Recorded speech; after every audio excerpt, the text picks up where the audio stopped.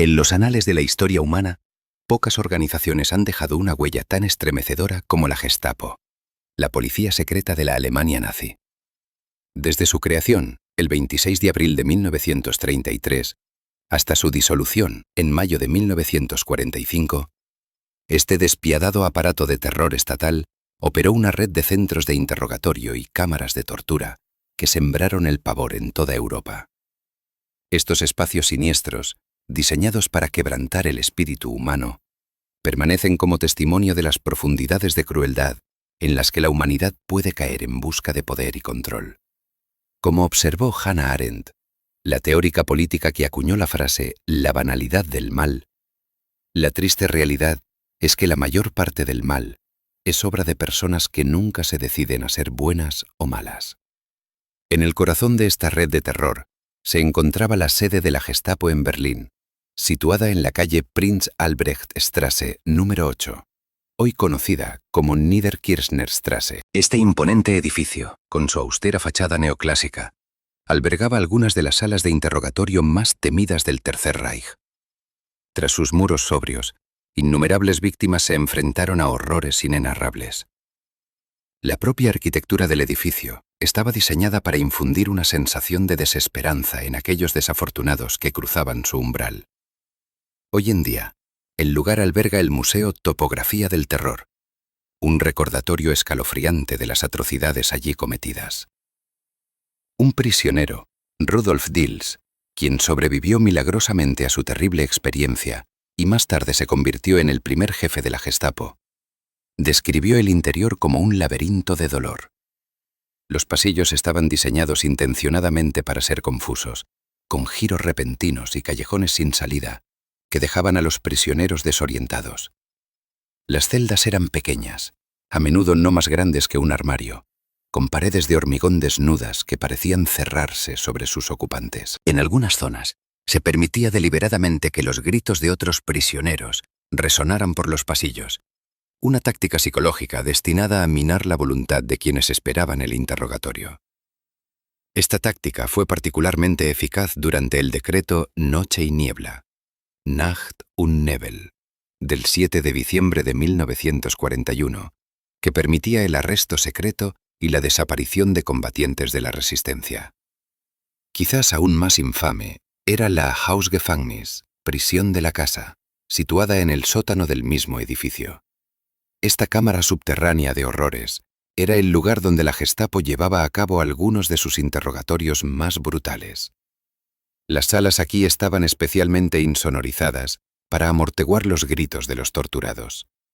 Un superviviente, Hans Gluck, relató más tarde que el silencio era casi tan aterrador como el dolor, pues te hacía sentir como si hubieras sido borrado del mundo.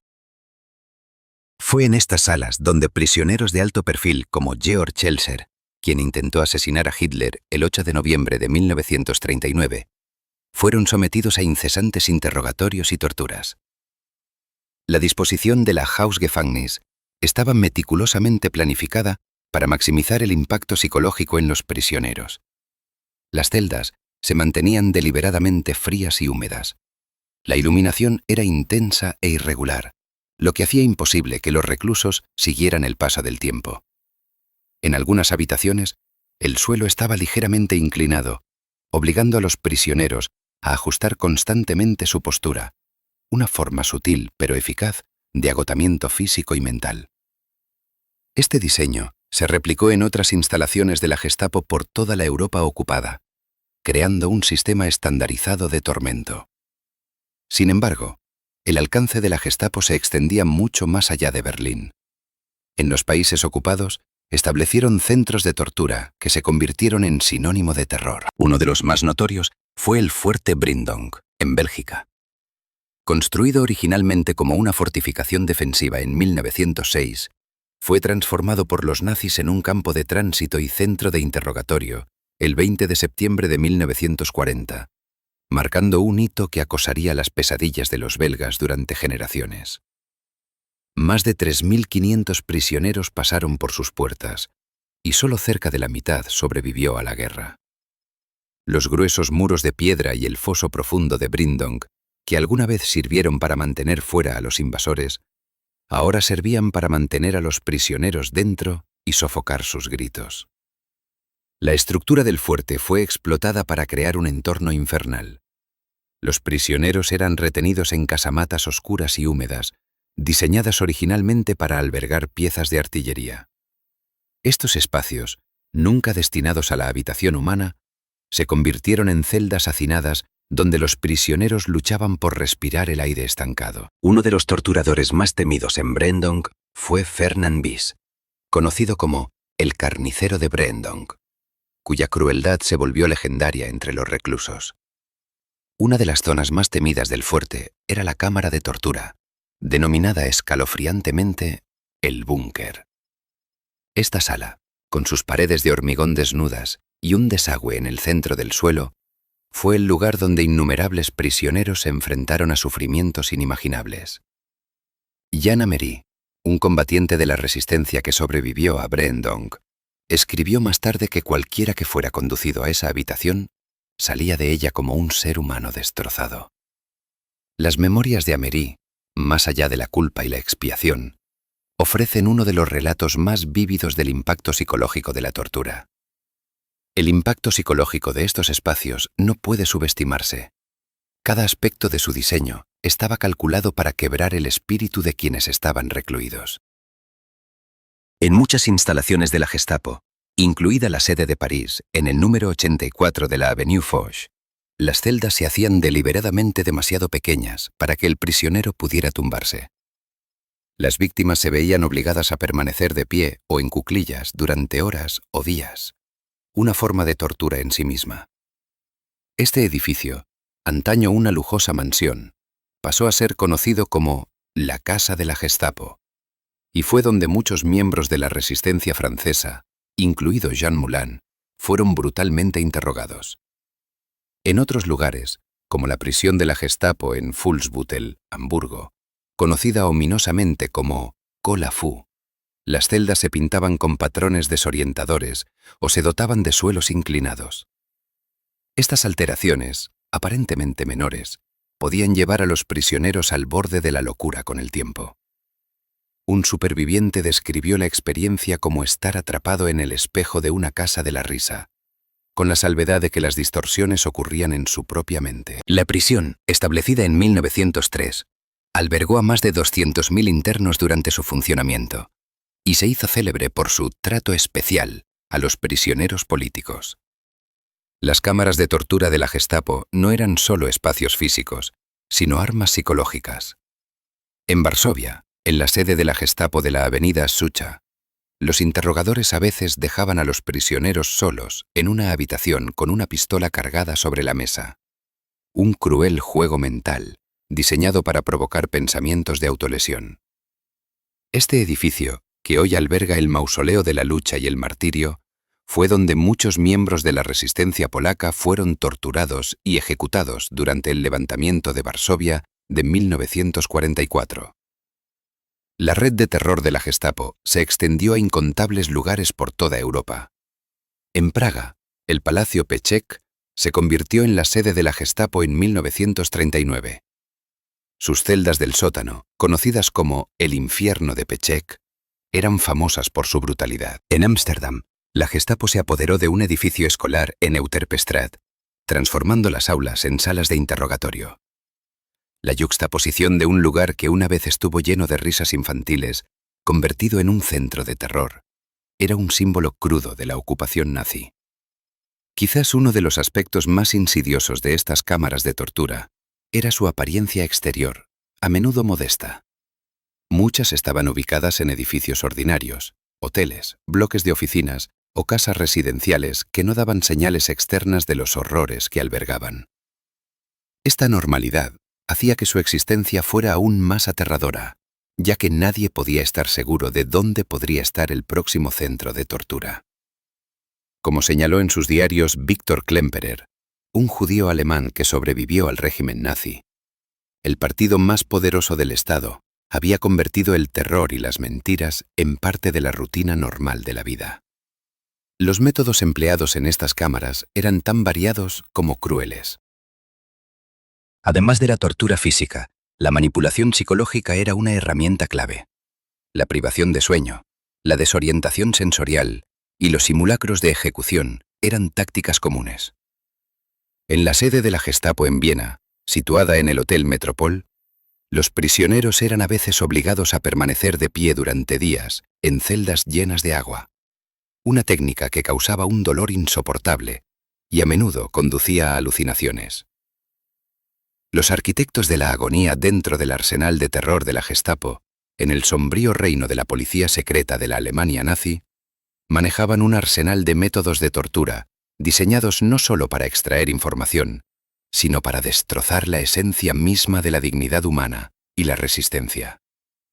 Desde su inicio, el 26 de abril de 1933, hasta su disolución en mayo de 1945, estas técnicas de tormento fueron refinadas y desplegadas con una eficiencia escalofriante, dejando una cicatriz indeleble en la psique de la Europa ocupada. Como escribió George Orwell con presciencia en su novela distópica 1984, si quieres una imagen del futuro, imagina una bota aplastando un rostro humano. Para siempre. Esta visión sombría era demasiado real para aquellos que caían en las garras de la Gestapo. La brutalidad física era tan variada como despiadada. Las palizas eran habituales, a menudo administradas con porras de goma que podían causar graves lesiones internas sin dejar marcas visibles. En la infame sede de la calle Prinz Albrechtstraße en Berlín, prisioneros como Hans Littner recordaron el ritmo nauseabundo de los golpes, puntuado por los gritos de los torturados que resonaban por los pasillos. Littner, arrestado el 22 de junio de 1944 por su implicación en la resistencia, escribió más tarde: «El dolor era indescriptible, pero peor era saber que podía continuar y que continuaría indefinidamente». Pero la crueldad de la Gestapo iba más allá de la mera agresión física. La tortura por electrochoque se convirtió en una técnica favorecida, con dispositivos diseñados especialmente para infligir el máximo dolor, sin causar la muerte. En la sede de París, en el número 84 de la Avenue Foch, el combatiente de la resistencia, Jacques Delarue, describió la agonía. Sentía como si todo mi cuerpo estuviera siendo desgarrado desde el interior. El voltaje se aplicaba a menudo en las zonas más sensibles del cuerpo, intensificando tanto el dolor físico como la sensación de intrusión y humillación. Este edificio, antaño una lujosa mansión, pasó a ser conocido como la Casa de la Gestapo, tras su incautación el 20 de octubre de 1940. Aquí, el infame Klaus Barbie, el carnicero de Lyon, perfeccionó sus brutales técnicas de interrogatorio antes de ser trasladado a Lyon en noviembre de 1942. El ahogamiento simulado, una técnica que simula la asfixia por agua, era otra arma en el arsenal de la Gestapo.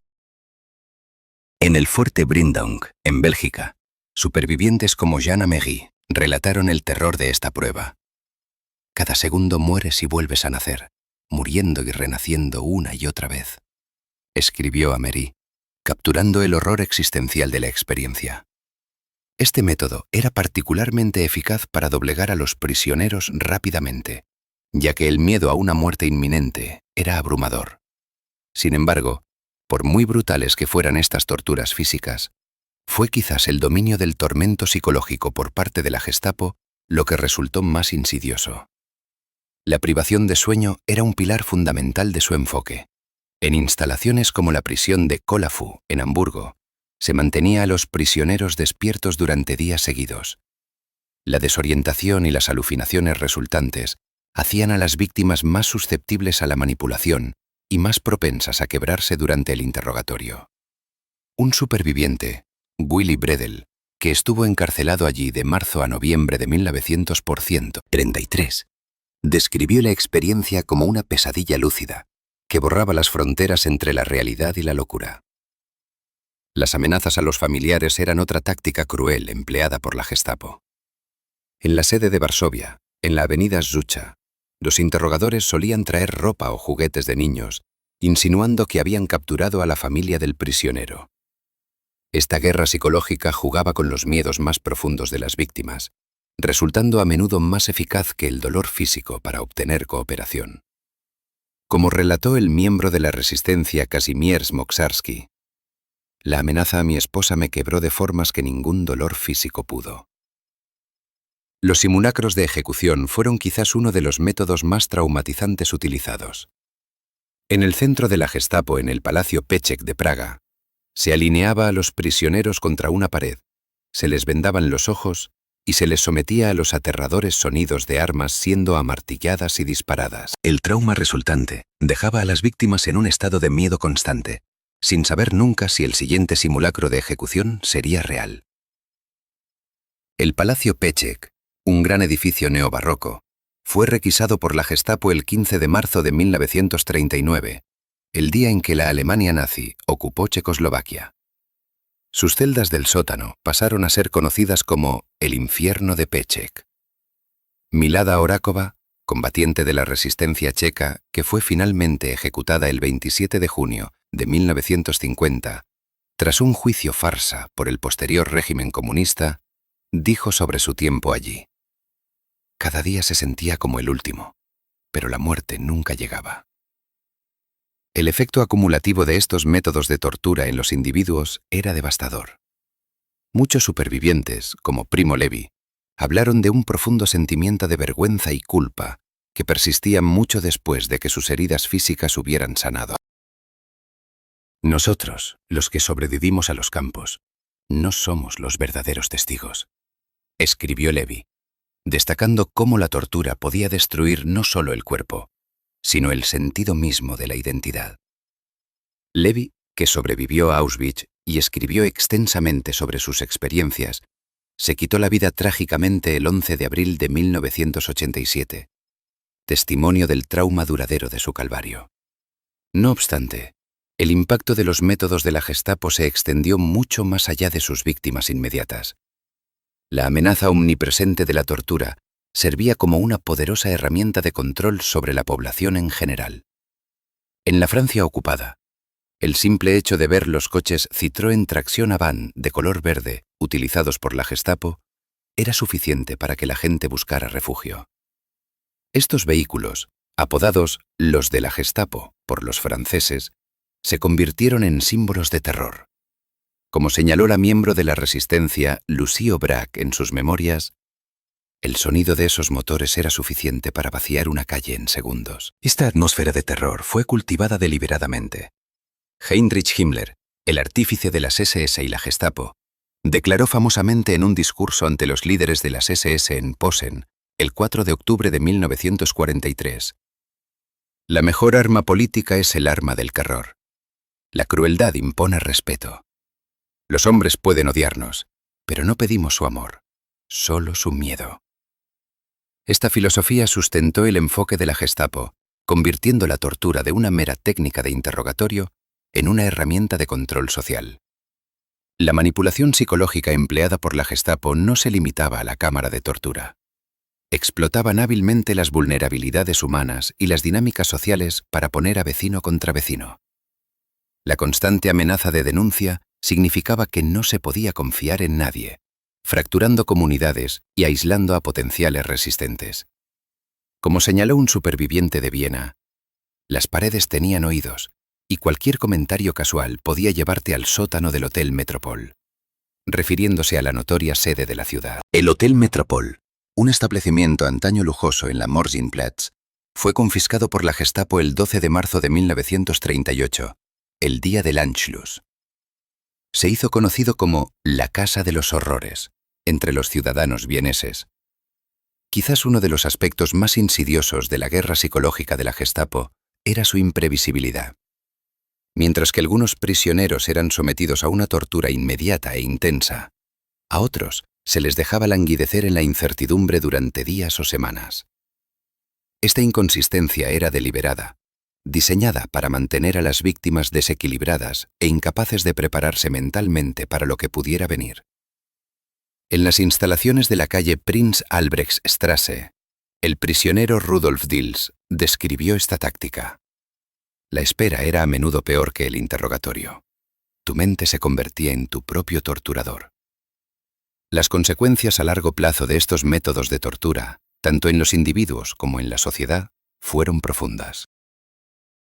Muchos supervivientes lucharon contra el trastorno de estrés postraumático, pesadillas e incapacidad para formar relaciones cercanas, mucho después de que la guerra hubiera terminado. Jean Améry escribió en su ensayo de 1966: «Quien ha sido torturado, permanece torturado». La fe en la humanidad, ya resquebrajada por la primera bofetada en la cara y luego demolida por la tortura, nunca se recupera. La incapacidad de Améry para superar su trauma lo llevó a la trágica decisión de terminar con su vida el 17 de octubre de 1978. A una escala más amplia, la ruptura de la confianza y la normalización de la crueldad dejaron profundas cicatrices en las sociedades que habían vivido bajo la ocupación nazi. En Francia, el período posterior a la liberación vio una ola de violencia retributiva contra presuntos colaboradores, un fenómeno conocido como la épuration sauvage. Épuration sauvage, depuración salvaje. Esta justicia por mano propia, aunque comprensible en el contexto de años de ocupación y terror, fracturó aún más a las comunidades y complicó el proceso de sanación de la posguerra. Ecos de resistencia. Voces desde la sombra de la Gestapo. Desde su creación el 26 de abril de 1933, esta despiadada fuerza policial secreta proyectó una larga sombra sobre Europa, dejando a su paso innumerables cuerpos quebrantados y espíritus destrozados. Sin embargo, en medio del horror, surgieron historias de una resistencia increíble y una valentía inquebrantable. Relatos de personas corrientes que, ante una crueldad inimaginable, encontraron la fuerza para resistir y, en última instancia, para dar testimonio. Como dijo una vez Elie Wiesel, superviviente del Holocausto y Premio Nobel, por los muertos y por los vivos, debemos dar testimonio. Una de esas voces pertenece a Sophie Scholl, una estudiante de 21 años de la Universidad de Múnich. Como miembro central del grupo de resistencia La Rosa Blanca, Sophie, junto con su hermano Hans y sus amigos, se atrevió a distribuir folletos antinazis por el campus universitario. El 18 de febrero de 1943, su acto de desafío llegó a un abrupto final, cuando fueron arrestados por la Gestapo. En los días siguientes, Sophie se enfrentó a un interrogatorio incesante a manos de Robert Moore, un veterano investigador de la Gestapo. A pesar de la presión, se mantuvo firme. En su declaración final antes de su ejecución, el 22 de febrero de 1943, Sophie declaró: ¿Cómo podemos esperar que prevalezca la justicia cuando casi nadie está dispuesto a entregarse individualmente a una causa justa? Sus palabras siguen resonando como testimonio del poder de la conciencia individual frente a la tiranía. Los hermanos Scholl, junto con su amigo Christoph Probst, fueron decapitados en la prisión de Stadelheim en Múnich. Sus jóvenes vidas fueron segadas, pero su legado perdura. El alcance de la Gestapo se extendió mucho más allá de las fronteras de Alemania. En la Francia ocupada, Jean Moulin se convirtió en un símbolo de la resistencia francesa. Nombrado por Charles de Gaulle para unificar las diversas facciones de la resistencia, Moulin operaba bajo el alias Max. Su suerte se truncó el 21 de junio de 1943, cuando fue arrestado por la Gestapo en Caluire, un suburbio de Lyon. Sometido a brutales torturas a manos de Klaus Barbie, Moulin nunca se doblegó. Murió el 8 de julio de 1943, sin haber revelado nada a sus captores.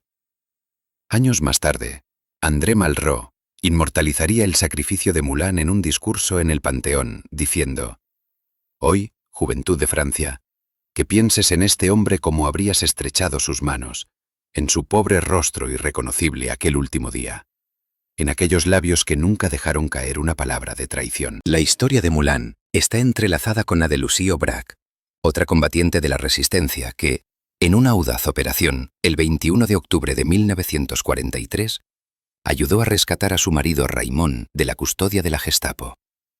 Lucie escribió más tarde: «La resistencia es un estado de ánimo tanto como un acto». No todos los que sufrieron bajo la Gestapo eran combatientes de la resistencia o disidentes políticos.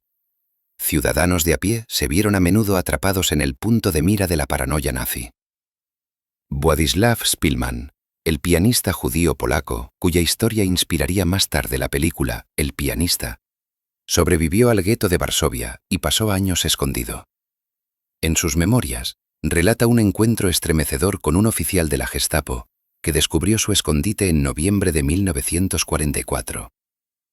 Esperando una muerte segura, Szpilman se sorprendió cuando el oficial, al enterarse de que era pianista, le pidió que tocara. «Toqué el nocturno en do sostenido menor de Chopin», escribió Szpilman. Cuando terminé, el silencio pareció aún más sombrío que antes. Pensé, ahora me disparará. En su lugar, el oficial, identificado más tarde como Wilm Hosenfeld, le ayudó a encontrar un escondite mejor e incluso le llevó comida. Este raro momento de humanidad en medio de una brutalidad abrumadora subraya la compleja realidad de la vida bajo la ocupación nazi. El diario de Hosenfeld, descubierto tras la guerra, reveló su profundo asco por las atrocidades nazis, escribiendo el 13 de agosto de 1943: «No tenemos derecho a hablar de un occidente cristiano hasta que estas malas acciones hayan sido expiadas». Las tácticas de la Gestapo a menudo se extendían más allá de la tortura física, a la manipulación psicológica. Odette Sansom, una espía británica que operaba en Francia, fue arrestada el 16 de abril de 1943 y enviada a la prisión de Fresnes. Allí soportó meses de interrogatorios y torturas, incluyendo la extracción de las uñas de los pies y un simulacro de ejecución. A pesar de ello, mantuvo su historia de cobertura, llegando a convencer a sus captores de que era pariente de Winston Churchill. En su testimonio de posguerra, Sansom reflexionó sobre el coste psicológico. Las preguntas nunca cesaban, día y noche. No era el dolor físico lo peor. Era la tensión mental de mantenerse alerta, de no contradecirse, de no dar ni un solo fragmento de información. La resistencia de Sansom fue notable. Sobrevivió no solo a Fresnes, sino también a los horrores del campo de concentración de Ravensbrück. Tras la guerra, fue condecorada con la Cruz de Jorge, convirtiéndose en la primera mujer en recibir tal honor en vida. Su historia se entrelaza con la de Violette Szabo, otra agente de la SOE que fue capturada el 10 de junio de 1944 cerca de Limoges. Szabo soportó torturas horribles en el número 84 de la Avenue Foch, antes de ser enviada a Ravensbrück, donde fue ejecutada el 5 de febrero de 1945, a la edad de 23 años. Para muchos, la supervivencia tuvo un coste terrible. Primo Levi, químico judío italiano que sobrevivió a Auschwitz, luchó con la culpa de haber vivido cuando tantos otros perecieron. En su inquietante memoria, Si esto es un hombre, escribió: «Nosotros, los que sobrevivimos a los campos, no somos los verdaderos testigos. Somos aquellos que, por sus prevaricaciones o habilidades o buena suerte, no tocaron fondo. Los que lo hicieron, los que vieron a la Gorgona, no han vuelto para contarlo». Las palabras de Levi hablan del profundo impacto psicológico de sobrevivir a un trauma tan extremo, una carga que llevó hasta su muerte en 1987.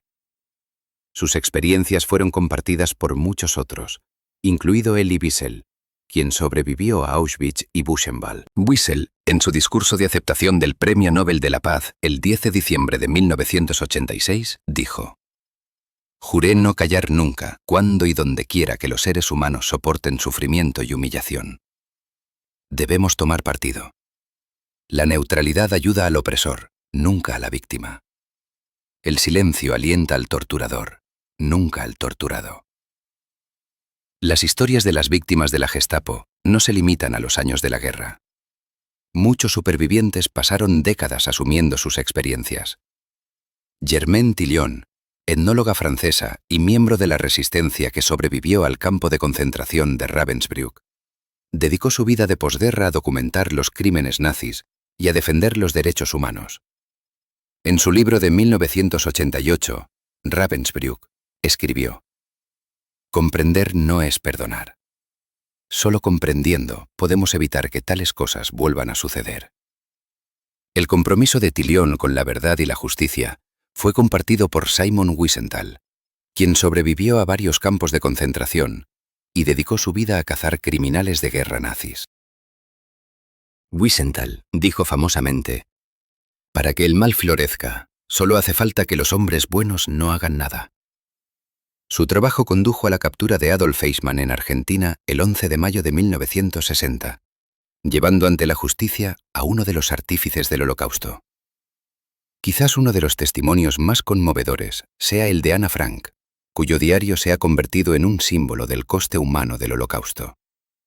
Aunque Ana no sobrevivió, murió en Bergen-Belsen en febrero de 1945, sus palabras perduran como un crudo recordatorio de los sueños y esperanzas destrozados por la brutalidad nazi.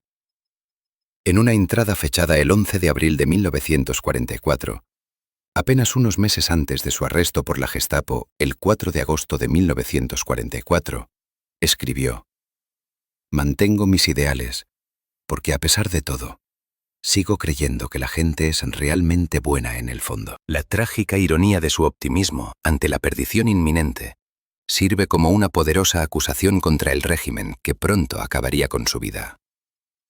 La historia de Ana está entrelazada con la de Miep Gies, una de las ciudadanas holandesas que ayudó a ocultar a la familia Frank. Tras el arresto, Gies salvó el diario de Ana, diciendo más tarde: «No soy una heroína. Estoy al final de la larga, larga fila de buenos holandeses que hicieron lo que yo hice y más, mucho más, durante aquellos tiempos oscuros y terribles». Ecos de terror. El inquietante legado de las mazmorras de la Gestapo. Cuando el polvo se asentó sobre las ruinas de la Alemania nazi, en mayo de 1945, las fuerzas aliadas y las naciones liberadas de Europa se enfrentaron a una tarea sombría. Las notorias cámaras de tortura de la Gestapo, antes ocultas tras un velo de secreto y miedo, quedaban ahora expuestas como testigos mudos de horrores inenarrables. Estos lugares de brutalidad, dispersos por todo el continente, desde París hasta Varsovia, de Oslo a Atenas, se convertirían en puntos focales para la justicia, el recuerdo y el doloroso proceso de asimilar el capítulo más oscuro de la historia del siglo XX. Como dijo el superviviente del Holocausto, Elie Wiesel, para la víctima, el tiempo no cura todas las heridas. Hay algunas que permanecen dolorosamente abiertas. En el periodo inmediatamente posterior a la guerra, muchas sedes y prisiones de la Gestapo fueron abandonadas apresuradamente, dejando sus secretos para ser descubiertos por investigadores aliados y supervivientes traumatizados. La infame sede de la Gestapo en el número 84 de la Avenue Foch, en París, fue una de las primeras en ser liberadas. Cuando las tropas aliadas entraron en el edificio el 25 de agosto de 1944, se encontraron con una escena estremecedora. El combatiente de la resistencia, Jacques Delarue, escribió: «El hedor de la sangre y el miedo aún flotaba en el aire». En las paredes podíamos ver las marcas de las uñas donde los prisioneros habían arañado desesperadamente. Entre los libertadores se encontraba un joven soldado estadounidense llamado Henry Kissinger, quien más tarde se convertiría en secretario de Estado de los Estados Unidos. En sus memorias, Kissinger recordó: «Los instrumentos de tortura todavía estaban allí, algunos con restos de sangre. Era una casa de los horrores que me perseguiría durante años». Algunos de estos lugares se transformaron rápidamente en monumentos y museos, preservando las pruebas físicas de las atrocidades nazis para las generaciones futuras. La sede de la Gestapo en Colonia, conocida como la Elde Haus, es uno de esos ejemplos. Inaugurada como museo en 1981, se erige como un crudo recordatorio de la brutalidad del régimen. Las celdas del sótano, donde se estima que fueron ejecutados 1.800 prisioneros, aún conservan las inquietantes inscripciones dejadas por quienes sufrieron allí. Un mensaje conmovedor reza: «Aquí, en el búnker de la Gestapo, el infierno en la tierra. Dios líbranos». Otro, fechado el 24 de julio de 1944, afirma simplemente: «Soy inocente. ¡Viva Francia!». El director del museo, Werner Jung, ha dicho: Estos muros hablan más alto que cualquier libro de historia. Son un testimonio del sufrimiento y la resistencia humana. En Berlín, la antigua sede de la Gestapo en la calle Prinz-Albrecht-Straße fue parcialmente destruida durante la guerra. El lugar permaneció en ruinas durante décadas. No fue hasta 1987 cuando se instaló en el terreno la primera exposición temporal, Topografía del Terror. Hoy sirve como un poderoso centro de documentación que atrae a más de 1 millón de visitantes al año. El sitio incluye restos de la prisión de la Gestapo, donde prisioneros de alto perfil como Georg Elser fueron retenidos y torturados. Como señala la historiadora Karen Thiel, la topografía del terror obliga a los visitantes a enfrentarse no solo al pasado, sino también a su propia capacidad de complicidad ante el mal. Mientras estos espacios físicos se preservaban, se ponía en marcha un ajuste de cuentas legal y moral. Los juicios de Nuremberg, que comenzaron el 20 de noviembre de 1945, exigieron responsabilidades a altos cargos nazis. Aunque la Gestapo, como organización, fue declarada entidad criminal, muchos de sus miembros individuales lograron evadir la justicia. Ernst Kaltenbrunner, el líder de las SS de mayor rango juzgado en Nuremberg y antiguo jefe de la Oficina Principal de Seguridad del Reich, RSHA, fue uno de los pocos altos cargos de la Gestapo que se enfrentó a la justicia, siendo ejecutado el 16 de octubre de 1946. Durante su juicio, Kaltenbrunner alegó ignorancia de las atrocidades cometidas bajo su mando, una defensa que el fiscal jefe, Robert H. Jackson rechazó famosamente. Los males que buscamos condenar y castigar han sido tan calculados, tan malignos y tan devastadores, que la civilización no puede tolerar que se ignoren, porque no puede sobrevivir si se repiten. La caza de oficiales de la Gestapo y sus colaboradores continuó durante décadas. Uno de los casos más notorios fue el de Klaus Barbie, quien gestionó su huida a Bolivia con la ayuda de los servicios de inteligencia estadounidenses, pero fue finalmente extraditado a Francia en 1983. Su juicio en 1987 obligó a Francia a enfrentarse a su pasado bélico y a las incómodas verdades de la colaboración. Barbie, impenitente hasta el final, fue condenado por crímenes contra la humanidad y murió en prisión en 1991. Durante su juicio, la combatiente de la resistencia Lise Lesèvre testificó sobre su tortura a manos de Barbie. Sentí que me moría, pero estaba decidida a no hablar. Fue una batalla entre él y yo. Este trauma llevó a muchos supervivientes al silencio. No fue hasta décadas después, cuando muchos se sintieron capaces de compartir sus historias. Simone Veil, superviviente de Auschwitz y primera mujer presidenta del Parlamento Europeo, habló de este testimonio tardío. Durante 40 años luché contra mi memoria. Solo recientemente me he permitido dar testimonio. En sus memorias escribió: «Nada es más contagioso que el ejemplo. Nunca debemos dejar que el recuerdo de estos sucesos se desvanezca». La memoria colectiva de las naciones afectadas ha sido profundamente moldeada por el legado del terror de la Gestapo. En Noruega, la sede de la Gestapo en Victoria Terrasse, Oslo, se convirtió en sinónimo de tortura.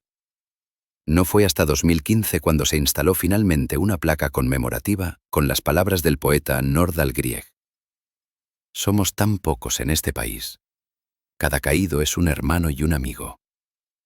En Europa del Este, donde la sombra de la opresión soviética siguió de cerca a la nazi, el proceso ha sido complejo. La Casa del Terror en Budapest, inaugurada en 2002, aborda este doble legado, aunque no sin controversia.